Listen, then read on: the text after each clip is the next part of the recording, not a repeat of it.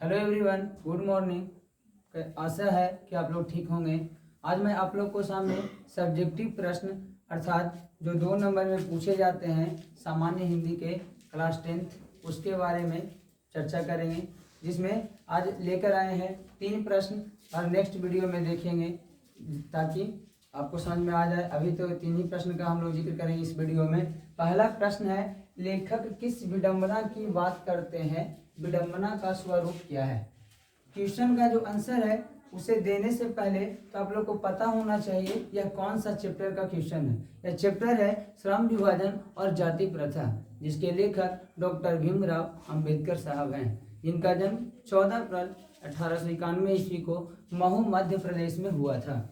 और याद रहे, डॉक्टर भीमराव अंबेडकर को संविधान का जनक कहा जाता है। डॉक्टर भीमराव अंबेडकर को संविधान का जनक कहा जाता है, अर्थात फादर ऑफ इंडियन कॉन्स्टिट्यूशन बोल सकते हैं, इसमें कोई डाउट नहीं होना चाहिए। तो क्वेश्चन है पहला कि लेखक किस विडंबना की बात करते हैं और विडंबना का स्वरूप क्या है? विडंबना बोले तो दुख की बात है। विडंबना का मतलब होता है दुख, है ना, हर्ष की बात नहीं है, ये दुखी की बात है। क्योंकि ये जो लेखक हैं इनको बचपना जब गुजरा था तो बचपन में ऐसे समय से और ऐसे हालात से गुजरना पड़ा जो शायद ही कोई सहन कर सके, क्योंकि इनको क्लास में पढ़ने नहीं दिया जाता था, इनको वर्ग में बैठने नहीं दिया जाता था, इनको पानी तक पीने नहीं दिया जाता था, इनकी परछाई से लोग भागते थे। आज लोग इन्हीं का नियम कानून को पालन करते हैं और भारत की संविधान की आत्मा भी कहा गया है इनको। आर्टिकल 32 में, आर्टिकल 32 को भारतीय संविधान की आत्मा कहा गया। पॉलिटी में आप जानिएगा, आगे चल करके ध्यान रखिएगा। तो ये जो लेखक हैं डॉक्टर भीमराव अंबेडकर, श्रम विभाजन और जाति प्रथा, श्रम विभाजन बोले तो श्रम का बंटवारा, परिश्रम का बंटवारा, और जाति प्रथा अर्थात जाति के अनुसार ये जो प्रथा चली आ रही है पूर्वजों से कि जो ग्वाला है वो गाय चराएगा, जो चमार है वो चमड़ा का काम करेगा, जो बढ़ई है वो लकड़ी का काम करेगा, जो कुम्हार है वो मिट्टी का काम करेगा। ये जो हमारी प्रथा चली आ रही है वर्षों से, यह प्रथा को वो दोष देते हैं। ऐसा कहीं पे लिखा नहीं गया है कि जो जिस जाति में जन्म लेता है वो वैसा ही काम करेगा, ऐसा थोड़े ना लिखा हुआ है। हो सकता है कि उनके पास कुछ और करने की संभावनाएं हैं, उनके पास कुछ और करने की दक्षताएं हैं, कुशलताएं हैं, ये भी तो हो सकता है ना भाई। तो लेखक किस विडंबना की बात करते हैं और विडंबना का स्वरूप क्या है, तो सुनिएगा, आराम से समझ में जरूर आएगा और अंत तक बने रहिएगा वीडियो में। और हो सके तो चैनल को सब्सक्राइब एंड शेयर करना ना भूलिएगा ताकि हमें सपोर्ट मिलता रहे आगे बढ़ने के लिए। तो लेखक किस विडंबना की बात करते हैं और विडंबना का स्वरूप क्या है? तो विडंबना की बात लेखक इसलिए करते हैं क्योंकि विडंबना का अर्थ होता है जातिवाद का पोषक। विडंबना का अर्थ होता है जातिवाद का पोषक। भारत में कई ऐसे गांव हैं जहां के लोग शिक्षित होकर भी, पढ़े लिख करके बन करके भी, अर्थात पढ़े लिखे हो करके भी क्या करते हैं, वो जात पात छुआछूत में विश्वास रखते हैं, उसकी भावना रखते हैं। विडंबना का जो स्वरूप है वो क्या है? कार्य कुशलता के आधार पर श्रम विभाजन होना चाहिए।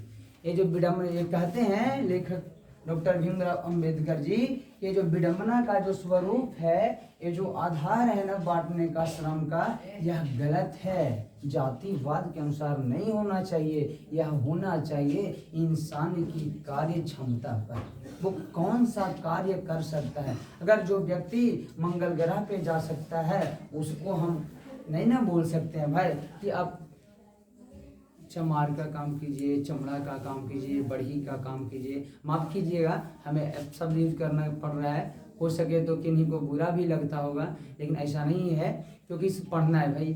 तो जो जिस जाति का वैसा काम नहीं ना बाटक के लिखा हुआ है, ऊपर से भेजा गया है, तो इसलिए कार्य क्षमता के अनुसार बोल रहे हैं कि विडंबना का जो स्वरूप है ना वो कार्य क्षमता के अनुसार, कार्य कुशलता के आधार पर होना चाहिए, ना कि श्रम विभाजन होना चाहिए। जाति के आधार पर, चूंकि श्रम विभाजन जाति प्रथा का दोष है। ये जो श्रम विभाजन है वो जाति प्रथा का दूसरा रूप है। इतना से ज्यादा नहीं लिखना है आपको, अपनी भाषा में लिखना है, किताबी लैंग्वेज नहीं लिखना है। और दूसरा क्वेश्चन है जाति प्रथा भारत में बेरोजगारी का एक प्रमुख और प्रत्यक्ष कारण बनी हुई है, कैसे? यह अक्सर आपको वस्तुनिष्ठ प्रश्न में भी देखने को मिल जाएगा 1 नंबर में कि जाति प्रथा भारत में ... एक प्रमुख और प्रत्यक्ष कारण बनी है। तो लिखेंगे जाति प्रथा भारत में बेरोजगारी का एक प्रमुख और प्रत्यक्ष कारण बनी हुई है। ठीक है, तो यह भी क्वेश्चन आपको पता ही चल रहा है कि श्रम विभाजन और जाति प्रथा है ना, उसी से लिया गया है। तो इसका भी जवाब हम लोग वैसे ही लिखेंगे कि जाति प्रथा भारत में एक प्रमुख और प्रत्यक्ष कारण बनी हुई है।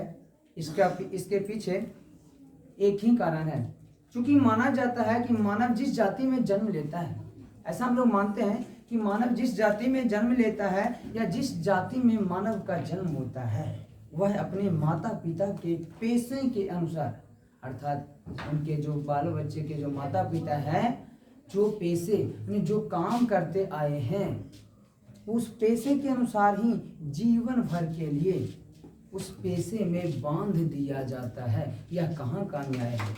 नहीं बांधना चाहिए।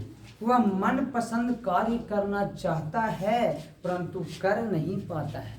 क्या हम आपसे ये पूछें कि आपको जीवन में सिर्फ और सिर्फ, या फिर हम नहीं या आपके पिताजी ऐसा कहते हैं कि आपको जीवन में सिर्फ और सिर्फ कुम्हार का काम करना है, मिट्टी का बर्तन बनाने का काम करना है, तो क्या आप एग्री होइएगा? आप सहमत रहिएगा कि हाँ हमें करना है? नहीं ना। हो सकता है कि आप बर्तन क्या कुछ और बनाने के लिए आए होंगे इस धरती पे। भाई कौन जानता है किसका भविष्य, है ना। तो इसलिए कहा जा रहा है कि जाति प्रथा, ये जो पेशे में बांधा जा रहा है ना, माता पिता के पेशे के अनुसार जो जीवन भर के लिए बांधा जा रहा है ना, यह गलत है। वह मनपसंद कार्य करना चाहता है परंतु कर नहीं पाता, जिससे अपने समाज और देश का विकास नहीं कर पाता है। कैसे करेगा आप खुद सोचिए। हिंदू धर्म में जाति प्रथा के तहत पेशा बदलने की अनुमति नहीं दी जाती है। यह कहाँ का धर्म है? हालांकि अब तो ऐसा नहीं दिखने को मिलता है, लेकिन यह पहले देखने को मिलता था। आप लोग अभी भी कहीं कहीं पे है, लेकिन ज्यादा मात्रा में नहीं है। तीसरा क्वेश्चन की ओर चलेंगे हम लोग, थर्ड क्वेश्चन की ओर। क्वेश्चन है सेन साहब मदन कासू और गिरधर लाल का चरित्र चित्रण करें। सेन साहब मदन कासू और गिरधर लाल का चरित्र चित्रण करें। सबसे बड़ी बात तो यह है कि पता होना चाहिए कि यह क्वेश्चन किस चैप्टर का है, किस अध्याय का है। तो सेन साहब मदन कासू और गिरधर लाल यदि आप लोग ढंग से पढ़े होंगे तो मेरा दावा है कि जरूर बताइएगा कि किस चैप्टर का क्वेश्चन है। तो यह शायद क्या कंफर्म ही 20 के दांत कहानी से लिया गया है ना, जिसके लेखक नलिन बिलोचन शर्मा साहब है ना। तो इसमें यह दिखलाया गया है कि गरीब और अमीर के बीच जो ताल्लुकात है, जो संबंध है, उसको दिखलाने का प्रयत्न किया गया है। गरीब अर्थात एक लाइन में बोले तो बुक में लिखा भी गया था कि यह जो लड़ाई है ना, हड्डी और मांस की लड़ाई है, अर्थात गरीबी और अमीरी की लड़ाई है। और अक्सर और महल वालों की लड़ाई में अक्सर महल वाले ही जीतते हैं, क्योंकि उनके पास तो पैसा, ताकत, शोहरत सब कुछ है इसलिए। तो सेन साहब मदन कासू और गिरधर लाल का चरित्र चित्रण करें तो यह 20 के दांत कहानी से लिया गया है। तो सुनिएगा, इसमें सेन साहब का एक कार था, नई मॉडल है, नई मारुति 800, ये स्ट्रीमर इंड जिसको बोलते हैं, स्ट्रीमर इंड नाम था, जो कि 7,500 कीमत उसका पड़ा था, है ना। तो सेन साहब की फैक्ट्री में एक किरानी था जिसका नाम था गिरधर लाल। क्या नाम था? गिरधर लाल। यह सेन साहब की फैक्ट्री में किरानी हुआ करता था और इसके बेटे का नाम है मदन। गिरधर लाल के बेटे का नाम है, क्या नाम है? मदन नाम था, याद रखिएगा। और ये जो सेन साहब हैं, इनके बेटे का नाम है कासू, जिसको लोग खोखा भी बोलते हैं, है ना। खोखा को की बेटी को खोखी और बेटा को खोखा। इनकी 5 बेटियां थी जिनको लोग कठपुतलियां मानते थे। सीमा, रजनी, आलो, शेफाली, आरती। सीमा, रजनी, आलो, शेफाली, आरती, यह 5 बेटियों के लिए नियम घर का अलग था, जबकि कासू के लिए नियम अलग था, क्योंकि नाउम्मीद बुढ़ापों का सहारा कहा जा रहा था खोखा को। 5 बेटियों के जन्म लेने के बाद नाउम्मीद था, उम्मीद खत्म हो गया था, तब जाकर के इसका जन्म होता है। तो ध्यान दीजिएगा कि सेन साहब, मदन, कासू और गिरधर लाल का चरित्र। चलिए ध्यान दीजिएगा, सेन साहब की फैक्ट्री, जो सेन साहब की एक फैक्ट्री थे, उसके मालिक, सेन साहब अपने फैक्ट्री के मालिक थे, जो बहुत ही घमंडी थे।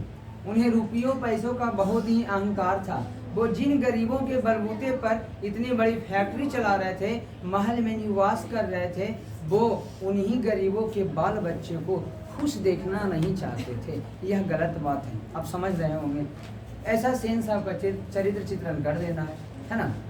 फिर मदन के बारे में, तो मदन जो कि एक स्वाभिमानी बालक था, अपना जो बोलता है ना सेल्फ रिस्पेक्ट, आत्मसम्मान से बढ़कर यह दुनिया में कोई भी चीज़ नहीं है।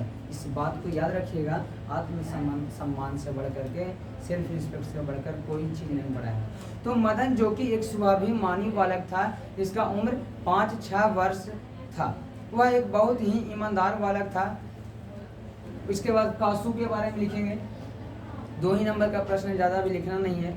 तो कासू जो कि एक घमंडी पिता, जिनका नाम सेन साहब, अर्थात घमंडी पिता का घमंडी बेटा था, जिस माता पिता के लाड प्यार ने उन्हें बिगाड़ दिया था, वह दुर्ललित, इस कारण से वह दुर्ललित स्वभाव का बच्चा था। वह जिस पर चाहता था उस पर हाथ चला देता था, वह वस्तुओं को तोड़ फोड़ कर देता था। वही एक दिन मदन सिर्फ गाड़ी को छुआ था, जिसके कारण उसका शोफर अर्थात ड्राइवर ने तमाचा मार दिया था, बकझक कर रहा था। आप कहानी में देखे होंगे, सुने होंगे, है ना। कहानी में देखे, कहाँ सुने होंगे। तो जिस पर चाहता था हाथ उठा देता था, वह वस्तुओं को तोड़ फोड़ देता था, है ना। अब इसके बाद गिरधर लाल के बारे में पढ़ते हैं। तो गिरधर लाल एक किरानी था, जिसके बेटे का नाम मदन था, है ना। तो गिरधर लाल एक गरीब व्यक्ति था, जो मदन का पिता था। यह सेन साहब के यहाँ किरानी के पद पर काम करता था। वह एक लाचार और बेबस बाप था, लाचार बेबस बाप था। वह प्रतिदिन सेन साहब द्वारा अपमान सहा करता था, लेकिन यही देखिए, खुदा न खास्ते उनके बेटे को अपमान नहीं सहना था, नहीं सह सकता था मदन, क्योंकि वो स्वाभिमानी वाला था। तभी तो खोखा को 2-2 दांत तोड़ डाले। दादा तू घर में खेल, लट्टू कहाँ से खेलने आया है। लट्टू के खेल में जो शामिल होना चाहता था, तो आप कहानी में सुने होंगे कि खोखा के 2-2 दांत तोड़ दिए थे कासू ने मदन ने सॉरी, है ना, 2-2 दांत तोड़ दिए थे। तब उसके पिता को नौकरी से निकाल दिया गया था। और जब पिता आते हैं, रात में बातचीत करते हैं अपनी पत्नी से, तो तो मदन को क्या होता है, भूख लग जाता है, देर रात में जाता है चुपचाप खाना खाने किचन में, तो लोटा पैर से जाकर के लग जाता है, है ना, लोटा में पैर जाकर लग जाता है। आवाज़ सुनते ही पिता बाहर आते हैं, माँ भी पीछे पीछे आती है। और वही पिता जिन्होंने एक बार कार छूने पर सेन साहब के द्वारा जब डांट फटकार लगा दिया गया था, तो बहुत पीटे थे, लेकिन आज वही पिता गिरधर लाल अपने बेटे को गोद में उठा करके प्यार करते हैं। बोले वाह बेटे, तूने तो कमाल कर दिया, हा हा हा, खूब हंसते हैं। क्यों? क्योंकि जो कोई नहीं कर सकता था, वो मदन ने कर दिया, अर्थात तूने कर दिया। तो आप समझ रहे होंगे, और आशा करते हैं कि ऐसा वीडियो आपके लिए लाते रहेंगे, है ना। मैथ्स स्टार्ट किए हैं और हिंदी स्टार्ट किए हैं, आप मेरे वीडियो में देख ही रहे होंगे। तो जो भी वस्तुनिष्ठ प्रश्न और सब्जेक्टिव प्रश्न है, हमें कोशिश यही करेंगे कि जो इम्पोर्टेंस है एग्ज़ाम की दृष्टि से, है ना, उसको हम आपके सामने लाया करेंगे। और हो सके तो चैनल को शेयर, सब्सक्राइब एंड लाइक करना नहीं भूलिएगा। मिलते हैं नेक्स्ट वीडियो में। Thanks for watching, bye bye, take care.